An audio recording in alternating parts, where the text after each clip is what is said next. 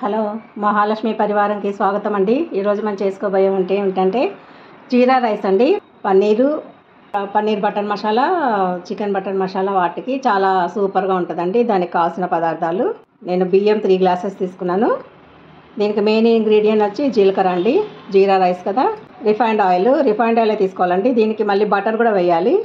Butter plus refined oil వేసుకుంటేనే బాగుంటుంది.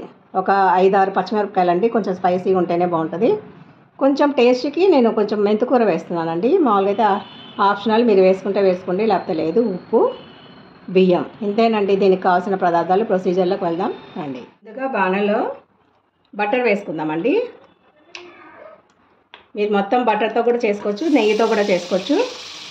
ఒక క్యూబ్ బటర్ అయితే ఒక 2 స్పూన్లు ఆయిల్ వేసుకోవాలండి.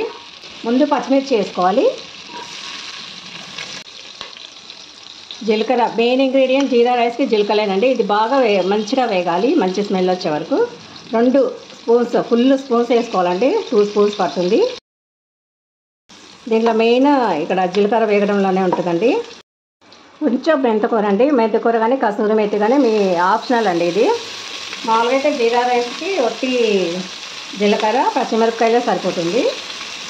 కంపల్సరీ బటర్ వేయండి. బటర్ కానీ నెయ్యి కానీ, అప్పుడే టేస్ట్ వస్తుందండి రైస్కి. ఇది బాగా వేగాలండి. ఒకవేళ మెంతికూర కానీ వేసుకుంటే మనం బటరు ఆయిల్ వేసుకున్నాం కదండి, దాంట్లో ఈ బియ్యం కూడా కడిగి పెట్టుకున్న బియ్యము మనం వేసుకునే ముందే కడగాలండి. ముందు అక్కర్లేదు, కుక్కర్లో కాబట్టి. ఇది మంచిగా ఇది కూడా ఈ బటర్లో ఫ్రై అవ్వాలి 5 మినిట్స్ దాకా. కలుపుకుందామండి. 5 నిమిషాలు అయిపోయింది కదా.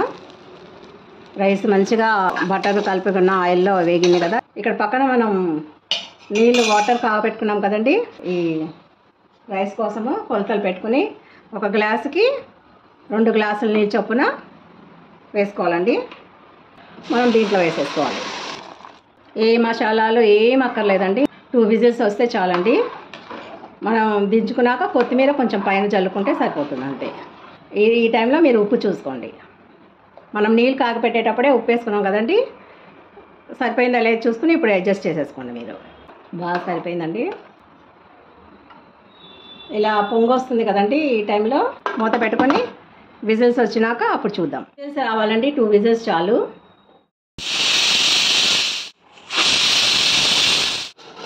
చూడండి మన జీరా రైస్ ఎలా రెడీ అయిపోయిందో, ఎంత బాగుందో చూడండి. పొడి పొడిగా మంచిగా జీరా వాసనతో బాగా వేగింది కదండి జీరా. కొంచెం కొత్తిమీర, ఎంతో గుమగుమలాడిపోతుందండి జీరా రైస్. చాలా టేస్టీగా ఉంటుంది. మీరు కూడా ఇలాగా ట్రై చేసుకోండి.